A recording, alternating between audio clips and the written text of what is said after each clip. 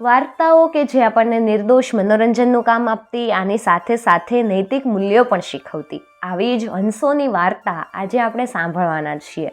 અને આ વાર્તાને તમે તમારા પ્રાઇમરી શિક્ષણ દરમિયાન પ્રાથમિક શાળામાં જરૂરથી સાંભળી હશે. લગભગ ધોરણ 6માં આવતી આ વાર્તા છે અને આપણે ફરી એકવાર આપણા બાળપણમાં ખોવાવા માટે આ વાર્તાની સાથે તૈયાર થઈ જઈએ. હિમાલયમાં એક વિશાળ સરોવર હતું. એમાં તરવા માટે ભાત ભાતના પંખીઓ ટોળે મળતા. આ પંખીઓમાં હંસોનું એક ટોળું પણ રહેતું. બીજા પંખીઓ કલબલાટ કરતા ને એકબીજાને ચાંચો મારતા, પણ આ હંસોના ટોળામાં કોઈ દિવસ એવું થયું નહોતું. આનો જશ ટોળાના રાજા ધૃતરાષ્ટ્ર અને પ્રધાન સુમુખને હતો. રાજા અને પ્રધાન ટોળામાંના નાના હંસોને સાચવતા, યુવાન હંસોને તરતા ને ઉડતા શીખવતા ને વૃદ્ધ હંસોને આદર આપતા. બધા હંસો પણ કહેતા કે આગેવાન હોય તો આવા હજો. સરોવરમાં જ નહીં પણ દેશ પરદેશમાંય હંસ રાજા પ્રધાનની વાતો થતી. એકવાર કાશીના રાજા બ્રહ્મદત્તે આ બે સુંદર અને શાણા હંસો વિશે સાંભળ્યું. એણે પોતાના પ્રધાનને કીધું કે મારે આ બે હંસોને જોવા જ છે. મહારાજ, હંસો તો હિમાલયમાં રહે. જ્યારે શરદ ઋતુની શોભા ખીલે અને મેદાન ઝૂલતા પાકથી ભરાઈ જાય ત્યારે આ હંસોના ટોળા ઉતરી આવે છે. પણ હંસ બહુ સાવચેત પંખી છે, એને પકડવું મુશ્કેલ છે, પ્રધાને કીધું. રાજા કે જે ખર્ચ કરવું ઘટે એ કરો, પણ મારે એ બે હંસો જોવે. પ્રધાને ઘણો વિચાર કરીને એક વિશાળ સરોવર તૈયાર કરાયું. પછી રાજાની આજ્ઞા મેળવીને ગામે ગામ ઢંઢેરો પીટાવ્યો કે રાજાએ પક્ષીઓના આનંદ અને સુખ માટે સરોવર બંધાવ્યું છે. એ સરોવર અને એની 5 કિલોમીટર ફરતી જમીનમાં રહેનારા બધા જ પંખીઓને રાજાએ અભયદાન આપ્યું છે. આ ઢંઢેરો સાંભળી અનેક પંખી ટોળે વળી ત્યાં આવવા લાગ્યા. મોર, મેના, પોપટ, જળકુકડી અને એવા બીજા પંખીઓના અવાજથી સરોવરના ચારેય કાંઠા ગાજવા લાગ્યા. એમને કોઈ ઉડાડતું નહીં. ત્યાં રંજાડે તો કોણ? રાજા તો અવારનવાર ખબર પૂછતો, હંસો આવ્યા? હંસો આવ્યા? પણ હંસો હજુ સુધી નહોતા આવ્યા. એકવાર ધૃતરાષ્ટ્રના ટોળાના કેટલાક યુવાન હંસો મેદાન તરફ આવતા હતા. ત્યાં એમણે આ વિશાળ સરોવર જોયું. એમાંનો એક હંસ કે આપણા રહેઠાણ જેવું જ આ સરોવર કોણે બંધાવ્યું છે? ચાલો આપણે ઉતરીએ. એઓ બધા નીચે ઉતરતા હતા ત્યાં ઢોલીનો અવાજ સંભળાયો. આ સરોવર અને એની આજુબાજુની 5-5 કિલોમીટર જમીનમાં વસતા પંખીઓને રાજા બ્રહ્મદત્તે અભયદાન આપ્યું છે. એટલે કોઈ પ્રજાજન ત્યાં ચણતા, રમતા કે ઉડતા પંખીઓને ભજવે નહીં. આ સાંભળી બધા જ હંસોનો આનંદનો પાર ન રહ્યો. તેઓ ત્યાં થોડા દિવસ રહ્યા. રાજાને હંસો આવ્યાની ખબર પડતા એ જોવા આવ્યો, પણ એણે પોતે જેના વખાણ સાંભળ્યા હતા એ હંસોને જોયા નહીં. તેને થયું કે આમ કરતા કોઈક દિવસ એ હંસો આવી ચડશે. પેલા યુવાન હંસો તો ઋતુ પૂરી થતા પાછા હિમાલય તરફ ઉપડ્યા. તેમણે આ સરોવરની શોભા અને રાજાના અભયદાનવાળી વાત બીજા હંસોને કરી. એમ કરતા કરતા કરતા આ વાત રાજા ધૃતરાષ્ટ્રની પાસે પણ પહોંચી. તેણે પેલા યુવાન હંસોને બોલાવ્યા ને બધી વાત સાંભળી. ટોળાના સૌ હંસો કે આવતે વર્ષે તો નાના મોટા સૌને લઈને ત્યાં જ જવાનું વિચારો. રાજાએ સુમુખની સામે જોયું. ડાહ્યો સુમુખ કે વાત સાંભળવામાં તો બહુ મોહક છે, પરંતુ જીવ જાતિઓમાં માણસ જ એક એવું પ્રાણી છે કે જેને ઓળખી નથી શકાતું. એક એવું પ્રાણી છે કે જે મનમાં હોય કઈ અને મોઢે બોલે કઈ. આપણી પંખીની જાતની જેમ જેવું મનમાં હોય એવું મોઢે માણસો બોલતા નથી, છતાંય આપણે જઈશું. બીજી વર્ષા ઋતુ ઉતરી, શરદ આવી એટલે ધૃતરાષ્ટ્રને સમ્મુખ પોતાના ટોળાને લઈ અને બ્રહ્મદત્ત રાજાના સરોવર તરફ ઉપડ્યા. આગળ રાજા, એની પાછળ યુવાન હંસો, વચમાં વૃદ્ધો અને બચ્ચા, છેવટે સુમુખ. આમ ઉડતા ઉડતા એક દિવસે પહેલા સરોવર પાસે આવી પહોંચ્યા. નિત્યની જેમ ત્યાં કમળ ખીલેલા હતા.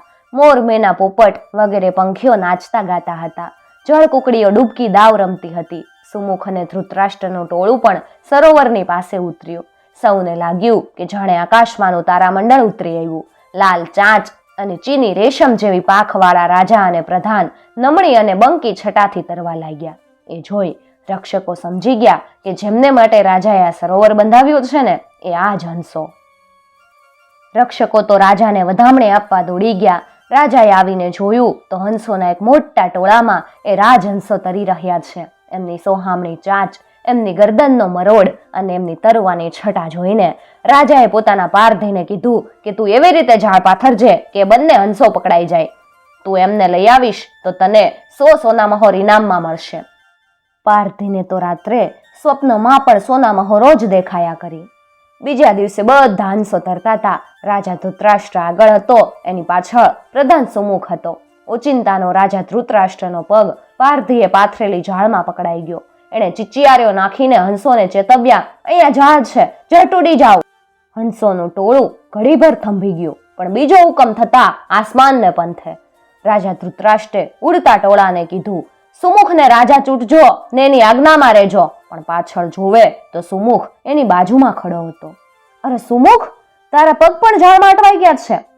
ના મહારાજ, હું તો છૂટો છું. તો ઝટ ઉડી જા મિત્ર, હમણાં કદાચ પારધી આવી પહોંચશે.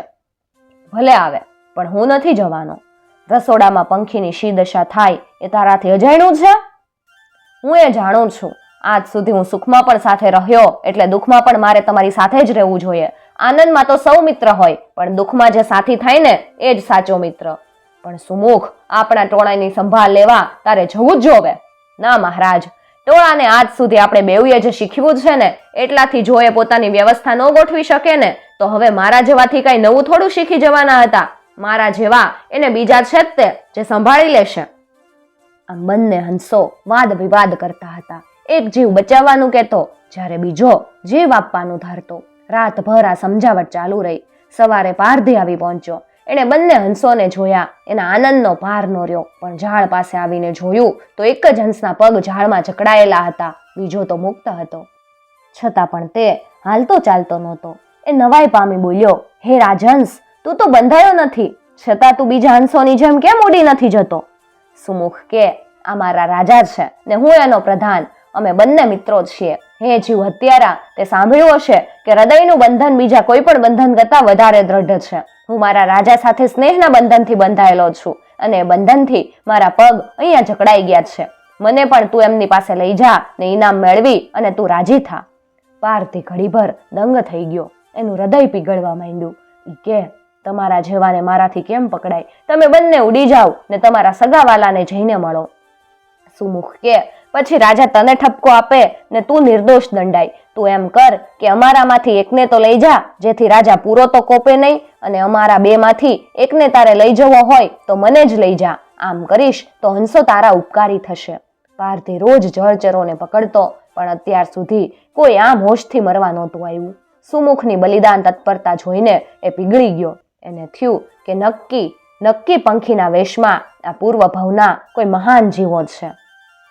રાજાનો હુકમ તો તે ભૂલી જ ગયો ને ઉલટો બે હાથ જોડીને બંને જીવોને કહેવા લાગ્યો કે માણસ પોતાને બધા જીવોનો અધિપતિ કેવડાવે છે, પણ એમાંય એવી મૈત્રી ને ઉપકાર બુદ્ધિ દેખાતા નથી. હું તમને પકડ્યા જ નથી એમ ગણીને છોડી મૂકીશ, ભલે રાજા મને ઇનામ ન આપે. પણ સુમુખ કે, એથી તો રાજા તને શિક્ષા કરે. અમારા કારણે તું આપદમાં આવી પડે એવું અમારાથી કેમ થાય? તું અમને બંનેને લઈ જા. ઘણી સમજાવટ પછી પારધી એમને રાજાની પાસે લઈ ગયો. રાજા તો એમનું રૂપ જોઈને વિસ્મિત થઈ ગયો, પણ પારધીએ જ્યારે આખી વાત રાજાને કરી ત્યારે રાજાના વિસ્મયનો પાર ન રહ્યો. પારધીએ બે હાથ જોડીને કીધું, મહારાજ, આપ મને સજા ન કરો એ માટે આ બંને તમારી પાસે મારી સાથે પરાણે આવ્યા છે. મનુષ્ય લોકમાં પણ એમના જેવી સમજણ ને એમના જેવું સમર્પણ દુર્લભ છે. આપ તો મનુષ્યના રાજા છો, ગુણોની કદર કરવા વાળા છો. આપને યોગ્ય લાગે એમ કરો. રાજા હર્ષથી ગદ થઈ ગયા. એણે હંસોને કીધું, તમો વધને નહીં પણ વંદનને લાયક છો. આમ કહી રાજાએ બંને હંસોને પ્રણામ કરી અને ઉડાડી મૂક્યા. મિત્રો, આવી જ બીજી વાર્તાઓ સાંભળવા માટે ચેનલને જરૂરથી સબસ્ક્રાઇબ કરી અને સાથે આપેલું બેલ આઇકોન પ્રેસ કરજો, જેથી આવનાર નવા વિડીયોઝની નોટિફિકેશન સૌથી પહેલાં તમને મળી શકે.